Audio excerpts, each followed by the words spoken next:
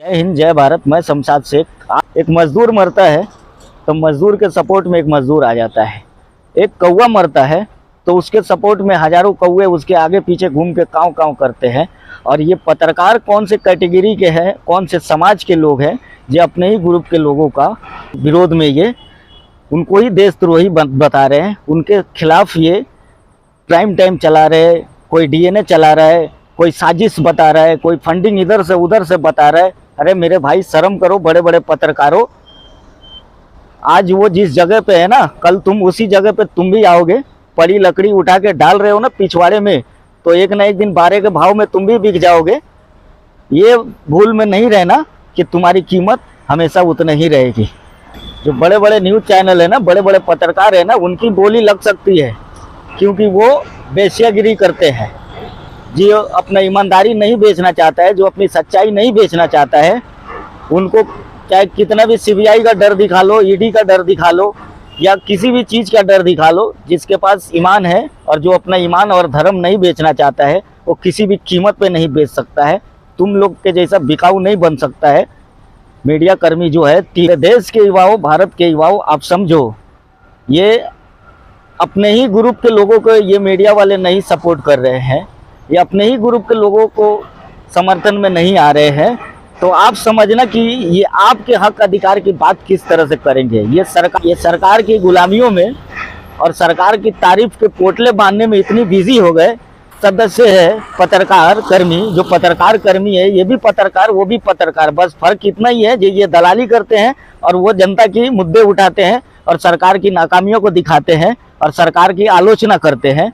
बस यही है। पत्रकार भी दो टाइप के होते हैं, एक बिकाऊ होते हैं और एक देश बचाऊ होते हैं। ये बिकाऊ लोग वो जो ईमानदार लोग के पक्ष में जो प्रोपेगेंडा फैला रहे हैं और जो उनके खिलाफ ये साजिश बता रहे हैं, ये समझ नहीं रहे हैं। ये सोच रहे हैं जो ये जिस तरह से है उसी तरह से है।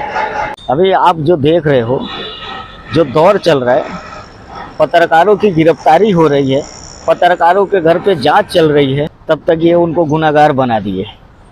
चाइना फंडिंग करता था, साबित भी नहीं हुआ है, तब तक ये मीडिया वाले ये उनको आरोपी साबित कर दिए। उनको ये भी पता है कि चाइना से फाइनेंस आता था, चाइना फंड देता था इंडिया को बर्बाद करने के लिए, इंडिया में दंगे भड़काने के लिए, इंडिया का माहौल ख़राब करने के लिए। इतने मूर्ख लोग हैं, सुधीर चौधरी, अमीश देगन, अर्नब गोस्वामी, रूबिका इलाकत, अंजना ओम कश्यप और बतेरो जितने ये बड़े बड़े न्यूज़ चैनल वाले हैं, इस समाज के लोगों को बदनामी करने लग गए हैं। आप समझना मेरे भाई। लेकिन ये कैसे समाज है और ये कैसे मीडिया वाले हैं जो अपने ही लोगों के खिलाफ ये प्रोपेगेंडा फैला रहे हैं, अपने ही लोगों के खिलाफ ये साजिश बिछा रहे हैं, अपने ही लोगों के खिलाफ नफरतें फैला रहे हैं। एक तरफ अभिसार शर्मा जैसे लोग हैं, ईडी सीबीआई छापे मार रही है, जांच कर रही है, और एक तरफ ये जो गोदी मीडिया है, ये मीडिया भी दो हिस्सों में है। टिक जाओ, तुम अपना ईमान धर्म बेच दो और अपने ही देश के खिलाफ साजिश रचो और अपने ही देश में अपने ही देश के लोगों को गुमराह करो और अपने ही देश का माहौल ख़राब करो। एक ये मीडिया है और एक अभिषेक शर्मा जैसे और रवीश कुमार जैसे मीडिया चाहे हो रही गलत कामों की नीतियों का निंदा करते हैं, सरकार के खिलाफ आवाज़ उठाते हैं। देश मीडिया उनके ही समाज का हिस्सा है, उनके ग्रुप का ही हिस्सा है। आप समझना ये उनका भी नहीं है और आपको समझनी पड़ेगी।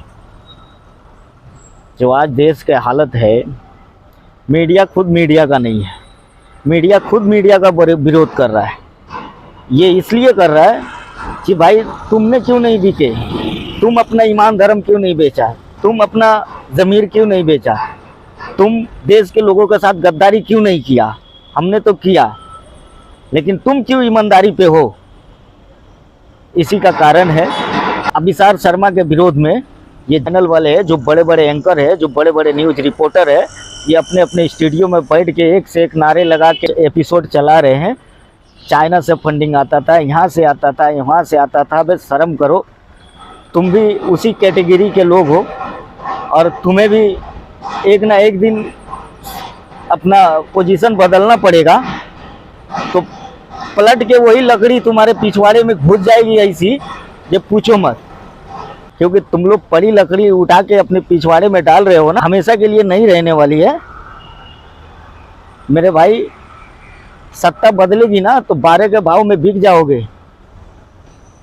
अभी कीमत तुम्हारी ज़्यादा है, लेकिन उस समय 12 के भाव में भी कोई नहीं खरीदेगा तुम्हें, और फिर तुम्हें भी उस पोजीशन पे आना पड़ेगा। जो हाल आज के ईमानदार मीडिया के साथ हो रहा है, जो आज के ईमानदार मीडिया के साथ में जो घटनाएं घट रही है, वो फिर हमारे साथ भी घटेगी। तब ये नहीं बोलना कि हम मीडिया के साथ नाइंसाफ़ी हो रही है, क्योंकि तुम लोग, अबे कोई आरोप अभी साबित होता नहीं है, अभी खाली पूछताछ चलती है, जांच चलती है।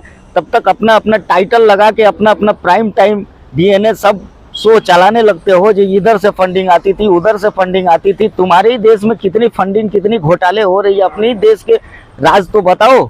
एक बार अडानी पे भी तो प्राइम टाइम चलाओ, एक बार अंबानी पे भी और अडानी पे भी। कम से कम देश के लोगों को, देश के युवाओं को अडानी के बारे में बताओ ना, कि भाई 2019 से आके और इतना पूरी बम्बई और पूरी दुनिया में कैप्चर करके बैठा है। कहाँ से इतनी प्रॉपर्टी आई, कहाँ से इतनी दौलत आई, ये कहाँ, और उसके ऊपर जो आरोप लगा था वो जांच कहाँ तक पहुँची है। आप पूछो ना, सवाल पूछो ना। ये नहीं पूछोगे तुम लोग, खाली तुम लोग को बस मुसलमान का मुद्दा मिल जाना चाहिए, हिंदू मुसलमान का मुद्दा मिल जाना चाहिए, किसी के ऊपर देशद्रोही के आरोप मिल जाना चाहिए, झूठे आरोप लगाना चाहिए। देश के माहौल ख़राब तुम करते हो और आरोप किसी और पे लगाते हो। ये मेरे देश के लोगों, आप समझो, ये सिर्फ भारत के लोगों का, हिंदुस्तान के लोगों का, ये भारत के लोगों का खाली ये दिमाग, ये ध्यान भटकाने के लिए ऐसे ऐसे घटनाएं क्रिएट किया जाता है, जो आप समझ सकते हो। ये आप देखना, बैक टू बैक घटना घटती है, एक अभी ख़त्म नहीं होता, दूसरे कर दिया जाता है। ये मीडिया को भी बाखूबी मालूम है, और प्रधानमंत्री मोदी को भी मालूम है, और सरकार को भी मालूम है। भारत के जितने 140 करोड़ की आबादी है, उस भारत के जनता का खाली ध्यान इधर से उधर भटकते रहे, इसलिए ऐसे ऐसे हथकंडे अपनाए जाते हैं।